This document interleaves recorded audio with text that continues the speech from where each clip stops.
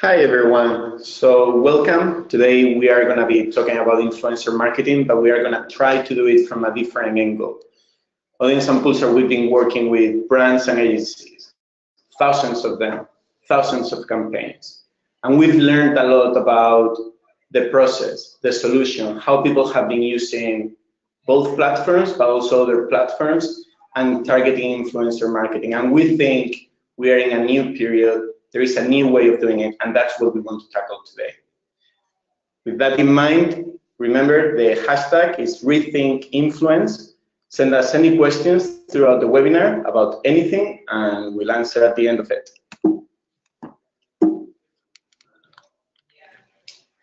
So, Carlos from Audience, as you know, Audience is an audience intelligence platform. That's how we talk about ourselves, but really where we are excelling is in understanding those audiences behind the behaviors.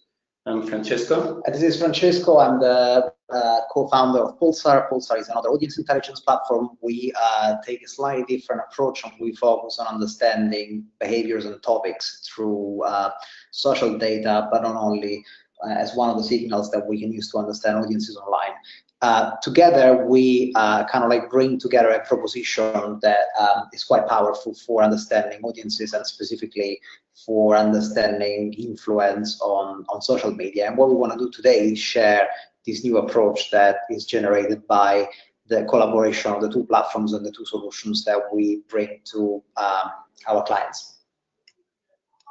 I wanted to start with a kind of like introductory point on what we have been learning about social influence over all these years of working on these kind of projects with brands and agencies. So the agenda for today is taking the kind of like conversation to a definition of social influence and how we kind of like looking at redefining the meaning of social influence based on what we've learned and what works and what doesn't work.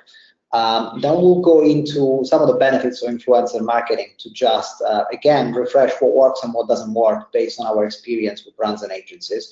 And I will take you through the new approach that we've seen working best with influencer marketing and all the different steps that we take with our combined solutions and how that's improving the life of thousands of marketers worldwide. So bear with us and we'll get to the practical steps. But let's start first with an overview of how we've seen influence marketing changing over the last 5 to 10 years. First thing that we've learned is that universal influencers do not exist. And what we mean by this is that there was at the beginning of the social media marketing kind of like age, kind of like an idea that you would be able to identify influencers who, people that were kind of like inherently influential about pretty much everything. And what we've seen over the years is that those kind of people not only do not exist, but they actually are not exactly the most productive collaborations for a brand or an agency engaging audiences directly through an influencer campaign. What we've seen working a lot better is domain-specific influencers. So people that tend to have some kind of like influential ability within a specific domain, within a specific type of conversation, within a specific type of behaviors. So what we've been doing is trying to understand what are the best ways of identifying those domains. But if we look at what defines an influencer, again, over the years, we've been looking at different types of influencers, different types of campaigns, and it really comes down to a few key features that come back again and again as foundational for online influence. The first one is credibility. Has this person got the expertise, the charisma, and the authority in a specific domain that makes it interesting for people to listen to? Trust. Has the person the ability to set the agenda, trigger discussion, and generating reactions because people trust what this person is saying, the honesty of their point of view, and the integrity of their perspective? Third element is reach. Has this person got access to a potentially wide but also deep network of people? And what I mean by wide is a sheer kind of like size of an audience that this person has access to. And what I mean by deep is kind of like a network that penetrates a specific domain or a specific subject or a specific behavior at different levels with connections that are interesting for us to reach within that space. And then the network. What kind of network does this person have? Let's not stop at the first connection that this person has. Let's look at the extended network of this person, their second, the third, the fourth degree of connections online, because that's really the potential that an influencer can unlock. And we're not talking about size here, we're talking about the quality of those second, third, and fourth level connections that expose us to different sub-communities, different pockets within a domain that make it interesting for us to engage with that influencer. And finally, timing. Is this person in sync with the needs of their audience? And what we mean by that is, has this person got the finger on the pulse of their audience when it comes to talk about topics that their audience cares about in a specific moment in time? Has this person in touch with the mindset of their audience, which makes its timing topical and therefore its content and actions engaging for the audience that we're trying to reach? But also, when we look at the role of social media influence, what we have seen is that it does have an impact on a number of dimensions of the marketing funnels. You start from the bottom with generating awareness about a subject or a topic, to moving up to being able to set an agenda and define the angle of the discussion. But then an influencer is also someone that can polarize the discussion. It can expose some of the key angles of the discussion and get people to sit on one side or on the other side of the discussion. And this kind of like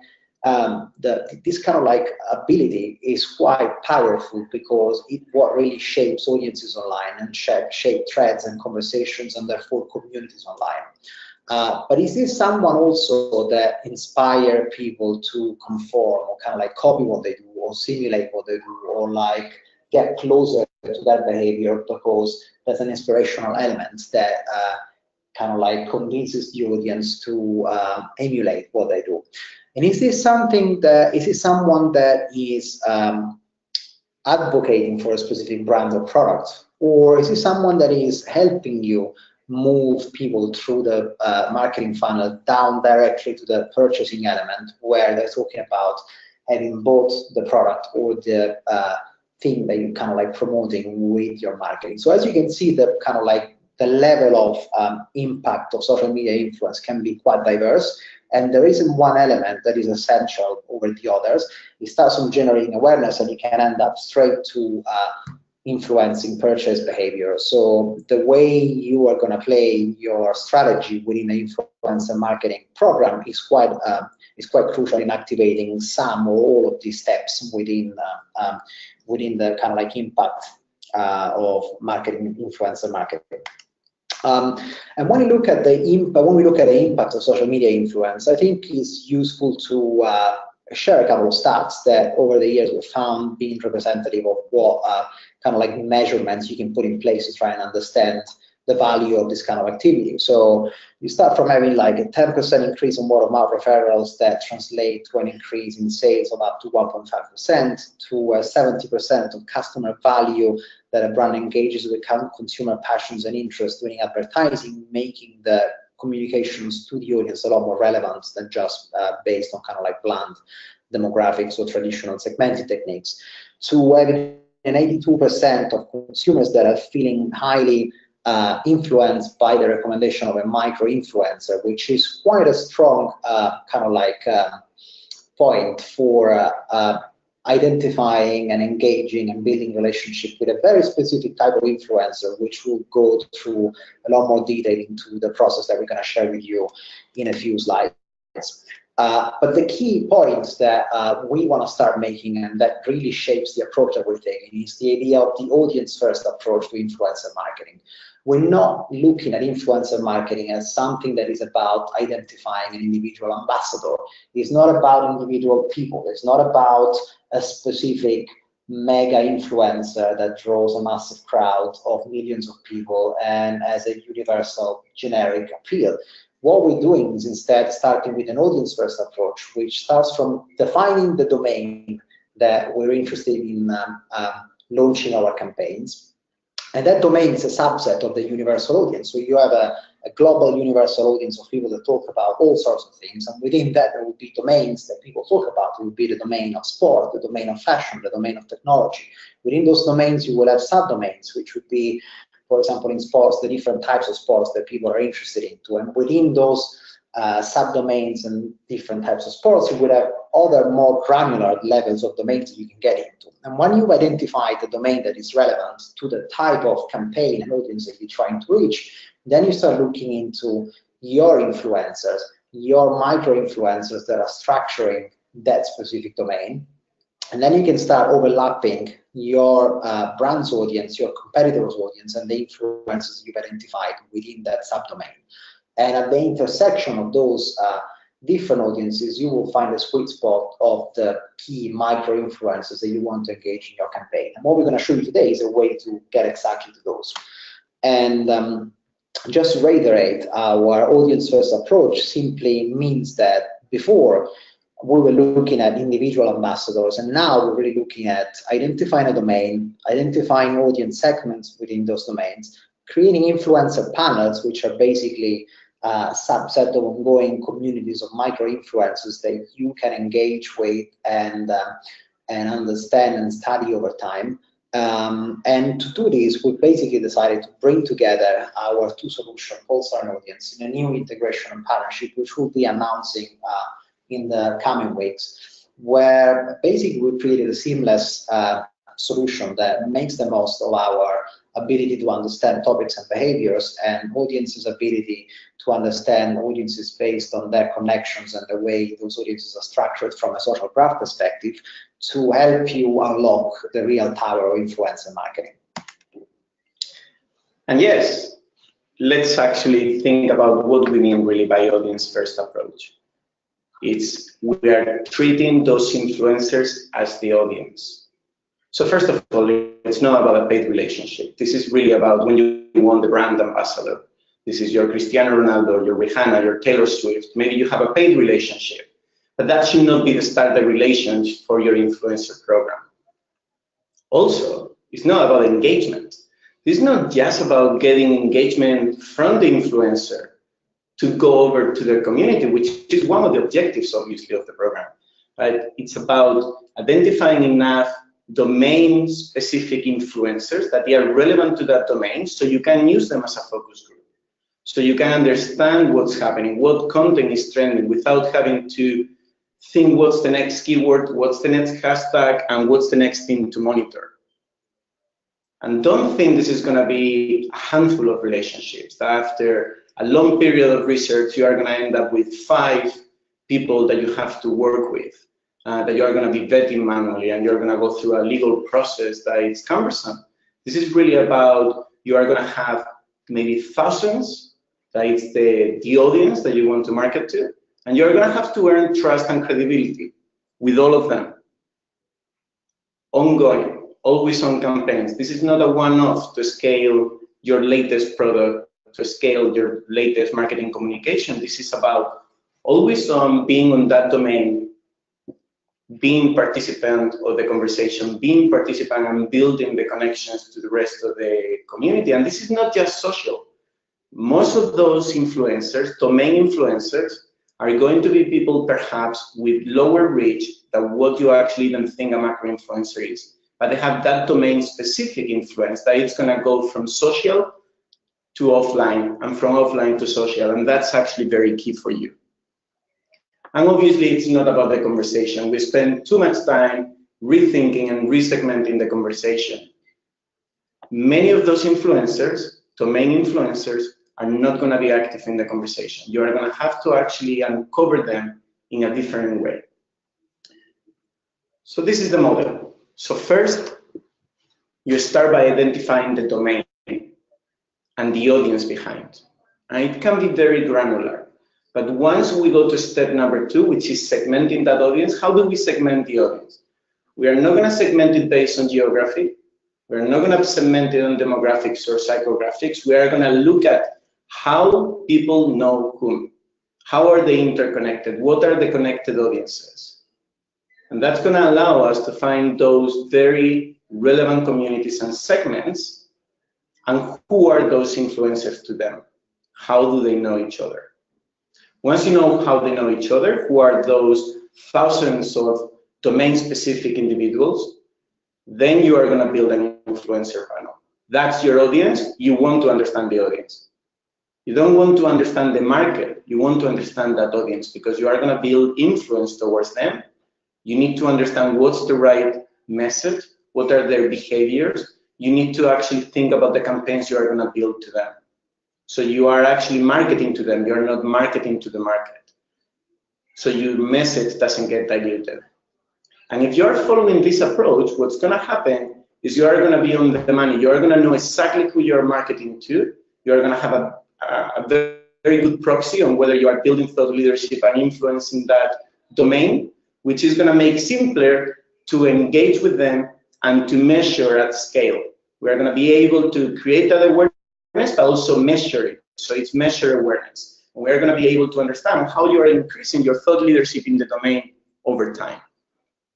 So this is just a way of presenting what the new approach looks like when you look at two tools like Pulsar and Audience that are kind of like working together to streamline a solution that uses the leverages the advantage of using both products within the same approach.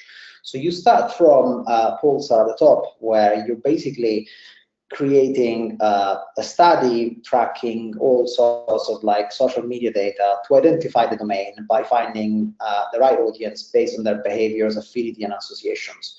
And to translate this in practical terms, this simply means creating kind of like a tracker that uses a bunch of parameters and signals that you can kind of like use to collect a data set based on conversations and behaviors online. You then take that audience that you've identified through the domain search on Pulsar and you push it into Audience. And what Audience does is that it segments and profiles the audience that you've identified through the domain, and it breaks it down into relevant segments, communities, and domain influencers that are relevant within each one of the different segments that he has identified. And bear in mind, this process can be quite iterative. So you start from one level of segmentation from the overall audience that you've been analyzing, and then you can identify and segment in that audience, and you might want to have more granularity in that specific segment, so you can re-segment the specific audience and break it down into smaller communities and get to even more specific targeted expert influencers of subdomains that give you exactly the type of audience that you're looking for.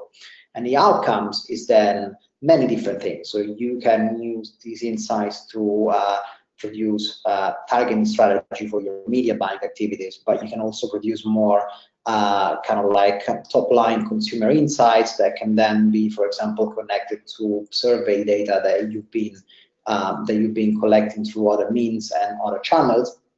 And as Carlos was saying before, what you can do is you can then turn each one of those segments into specific panels of micro-influencers that you want to push back into Pulsar again to study over time. So you might have a panel of like 100 or 1,000 micro-influencers that you identify that's specifically relevant to your domain. And what you do is, instead of like looking at data from Twitter, for example, based on keywords, you can collect data from Twitter based on an audience definition. So you define this custom audience from an influencer panel that you identified through segmenting the audience, push it back into Pulsar, start collecting data on that specific panel, and then you start getting real insights onto how that audience behaves, regardless of what I talk about, because you're collecting data on each one of these influencers, regardless of the topics of their conversations. So if we take the step one of identifying the domain and the audience, you can use Pulsar to set up a new search, and to do that, so on Pulsar you can choose topics, audience, and content as signals to sample an audience. So if you're familiar with Pulsar, what you do is you set up a topic search with a bunch of keywords if you're looking at identifying an audience based on what they talk about. But you can also say, I want to look at the audience that follows these specific brands or these specific accounts. Or you can also say, I want to look at the audience that shares a specific type of content. So it can be a link to an article, a link to a YouTube video, or it can be people that share any article from the New York Times, and I want to compare them to people that share any articles from the Daily Mail.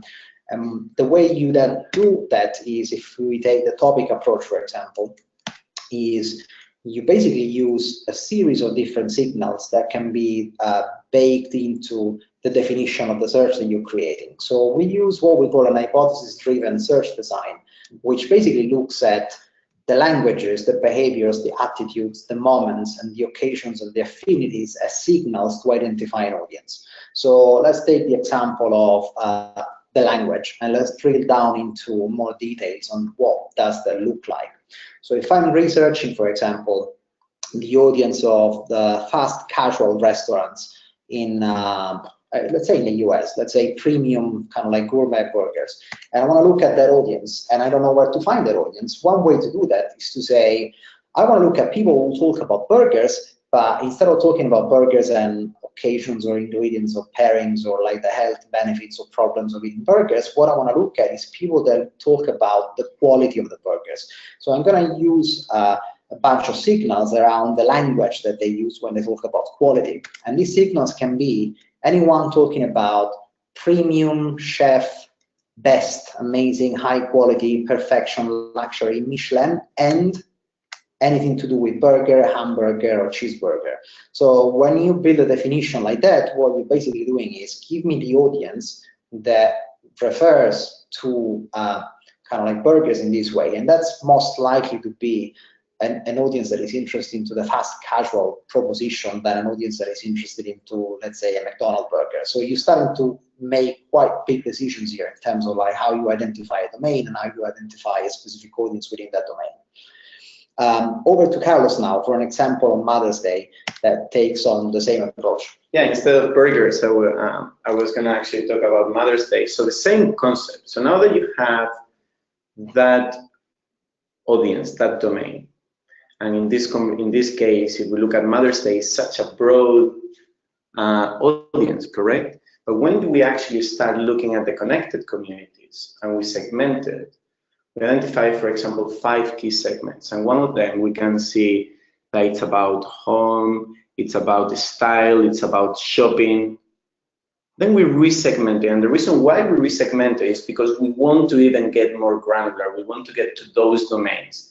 And that's where we start seeing, for example, restaurants, hotels. So this is like the food industry. This looks like parenting, and we can see that when we uncover those domain influencers. So now we are looking at who are the influencers in each of those markets. And these are lists of 10,000 individuals.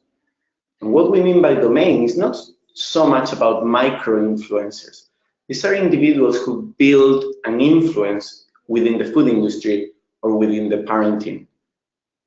And you can see that through the bios very quickly, that they really represent it. So once you've identified these segments and you're happy with the segments that you've identified and they're granular enough, what you can do is to take these audiences and push them back from audience into Pulsar to build an influencer panel. An influencer panel is basically a custom audience that you've identified as being specifically relevant to what you're trying to do and influential for the domain that you're investigating. And then you can build it into an ongoing tracker on Pulsar. So you have like 1,000 and maybe micro-influencers within the kind of like hospitality and food industry that are relevant for Mother's Day. You can literally look at them over time, over say 12 months, so that you can understand the content that they post, the content they're interested into the website that they share the most, the behaviors that are most connected to that kind of audience, or the topic of conversation, or the other audiences that they engage with. And this is quite interesting for shaping the strategy in a way that is not directly and specifically connected to the keywords that you put in, but rather the audience that you've identified based on the behaviors, because you'll be collecting data on the audience in general, not specific to a bunch of keywords that you've selected. And using this approach, you can then have an ongoing observatory that tells you what the specific set of micro-influencers is interested in to, and will give you a much better way of reaching them and engaging with them than just focusing on one-off engagement activities. So an example of how that works, like we worked on a project a while ago where we basically built panels of influencers for different newspapers, and the way to do that was identifying the influencers for those different newspapers based on the kind of content that they would be sharing the most. So you start from an identification stage where you look at anyone sharing content from the Independent versus content from the Daily Mail versus content from the Guardian, for example. Then you identify a group of like influencers that are relevant for these different newspaper audiences, and then you start analyzing their behaviors and their activities online going forward and continuously. And that's the power of influencers panels, as opposed to just looking at keyword trackers. And at the end of the day, you want to engage with them. And the reason why we end up having those brand-to-one influencer type of relationships, and why we spend so much time vetting each one of them, is because of how we've been doing influencer marketing. The reality is those brand-to-one influencer relationships, those one-to-one relationships, should be left to another type of ambassador and brand ambassador. Really here we are looking at those influential masses. Yes, micro-influencers, yes, one-to-many. Brand can execute a campaign and can reach multiple influencers at once. And it's just one click. So, well, we found a domain that we want to build influence into. It's just one click for us to be able to take the message back to them, to be able to drive them to that website, to be able to actually earn media through their sharing, through their interactions. And then you can continue to scale and retarget those individuals. At the end of the day, this is a long-term game and it's not a one campaign. And since you know who you are actually targeting, the most important thing is it's not the channel where you target them, it's not the channel where you identify them. This is about influencers the same way that Francesco and I, the first time we connected was on LinkedIn. That's not the network where we spend the time. However, most of the occasions, your relationship starts in one channel and finishing another one. So that's why it's so important as well to be able to track that campaign performance on a multi-channel environment. But we can see specifically from the proxy we've built, we can find what influencers engaged or did not engage. And we can see ultimately how many people engage with the campaign. That way we can really know as a metric, as a new KPI, is that share of the influencer audience. And that share of the influencer audience is part and fundamental centerpiece of that audience first approaching when we do influencer marketing. And we can compare it against other competitors. This is not about how many mentions, this is about how many influencers they are actually actively engaging or collaborating through the funnel with us. And post-campaign, at the end of the day, one other thing that happens is once we are, for example, targeting that style domain, that food industry domain, we are going to go through that. We are going to validate the audience that we've ended up engaging, because we might uncover that there were other segments that ended up also engaging that they might actually require further understanding. They might actually entail a different influencer network, and we might have to create new campaigns on the back of that. And so to wrap up the entire approach, we just wanted to show you a synoptic view of how the two solutions work together within the same approach, and what elements of the two solutions come into play at what stage of the approach. So you start from with Pulsar, identifying the domain and the audience of the domain that you're interested in investigating in a pre-campaign stage. Then move into audience to uncover the segments and the connected audiences and their influencers based on the kind of like social graph segmentation that audience is best at. And you then push back those audiences into Pulsar in phase 3 to build an influencer panel that allows you to continuously understand content and behaviors, but also bet and rank influencers over time to understand who's working best against what specific objectives and what specific nuances of the campaign that you're running, or specific subdomains of the domain that you're engaging with.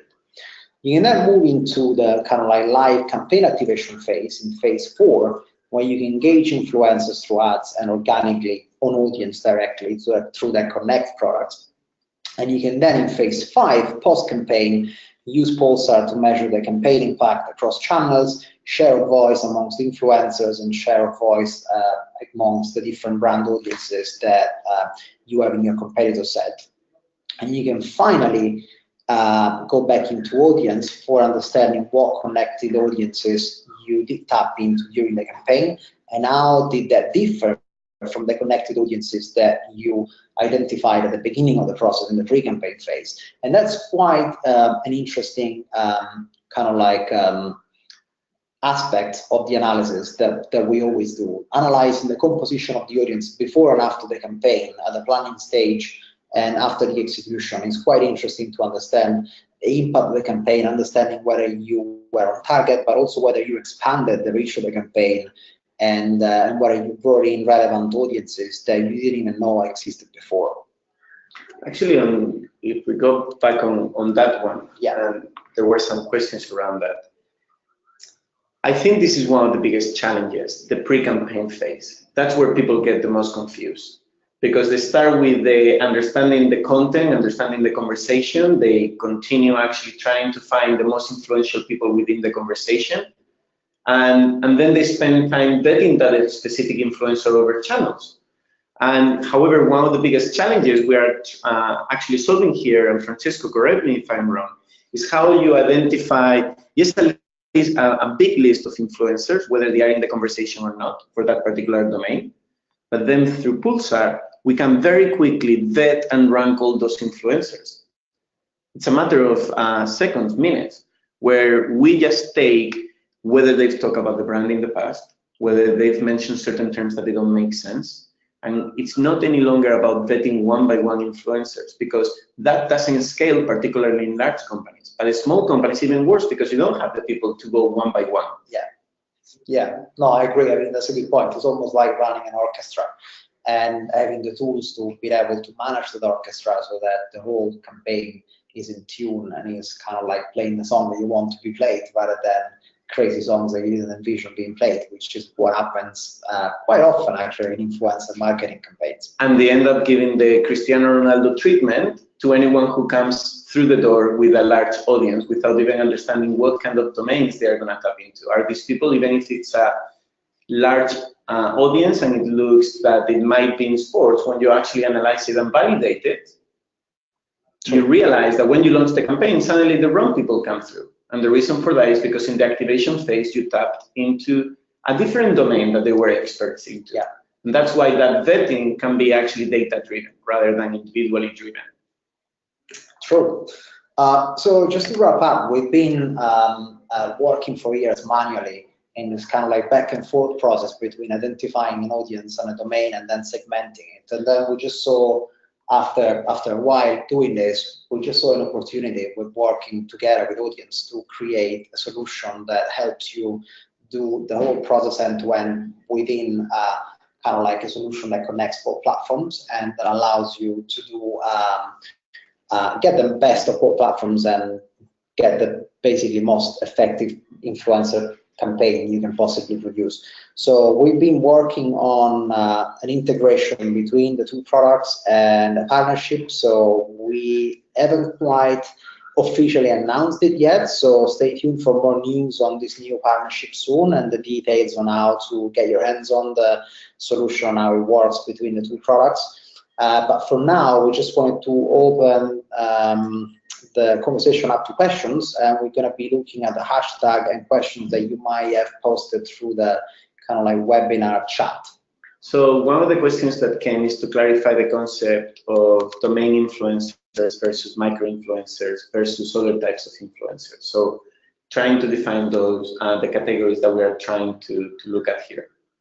Great. So I think the main difference to bear in mind is the difference between universal influencers and domain influencers. So a universal influencer is someone that has some obvious kind of like reach and engagement potential within a really wide audience that though is very diversified and very kind of like broad, as in there's a lot within that audience that doesn't necessarily fit with what you're trying to do.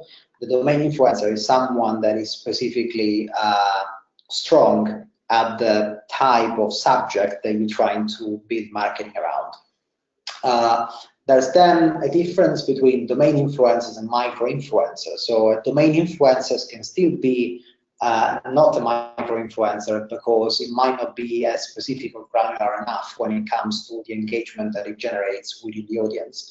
And a micro influencers can still be a domain influencer, but it can add an extra layer of influence if you look at the specific networks that they can activate when they engage in the influencing activity. Yeah, I think micro influencers people think about in terms of the reach, and those are the ones that everyone wants to discover. I think the differentiation here is more domain is domain. So if I'm looking at, recently we were looking at the food market, and within the food market, we were looking at the vegan market. Yeah. Within that vegan market, there are even subdomains. There is the animal activists versus the people who are vegetarian or they are gluten-free, and there are the people who come from the medical perspective. And each of those are individual domains, and that's why it's so important that we first identify what's the domain we want to build influence, and then we work backwards to identify who are the right people there. Yeah, and I think we're talking about influencers now specifically, but this approach works in general when you're planning a campaign, you decide what kind of creative works. Once you've done the work for identifying the domain and you segmented that domain, identifying the different communities and subsets within an audience, creating strategy that targets those specific audiences doesn't only affect your influencer strategy, it also affects the content that you put out, the language you use, the way you target them. And it's an approach that we've seen increasing the effectiveness of campaigns, almost like, for example, 3 times the click-through on ads that you will get on a normal ad if you produce an ad that is personalized based on this audience-first approach. So if you create a general campaign and then you create 6 different versions of that campaign based on the 6 top segments that you've identified within a specific domain, you not only have the influencers for those specific domains that are going to help you kind of like transmit that message to the specific communities that you're trying to reach, but you can also use that insights to shape the creative and be more effective when you communicating to them in terms of relevance. And the mix of having micro influencers on board and targeted personalized messaging that fits the sub communities is quite powerful and effective. Yeah, and don't sweat the influencer marketing. If identification, you spend too much time, forget about it. We are marketeers, we need to work on the content. I think that's a little extract from where you were saying. There is another question about the levels of segmentation and what segmentation means here. So when we segment means a lot of things in different aspects. If you are talking about advertising, normally you are going to segment based on the interest targeting, you are going to do demographics targeting, or you are going to merge both of them. And that would be a way of segmenting the audiences. We don't do that. What we do is we are going to look at how individuals are interconnected among themselves. It's not that they are following similar accounts or that they are following similar interests. This is really about who knows whom, how they connect to each other. And once we understand the clusters of people that they know each other, that's when actually you uncover those interests and you uncover those demographics to try to build a story behind. So that interest, that demographic is not an input to the segmentation, it's the output that comes in a natural way from when you describe those segments you identify. Yeah, and I think that in terms of segmentation also, you can take some kind of like pre-segmentation approaches within Pulsar before you input an audience into the Audience Insights product by looking at, for example, how does the conversation cluster around specific topics? What are the key top 5 ways that people are discussing Mother's Day? Is it about food? Is it about gifts? Is it about memories?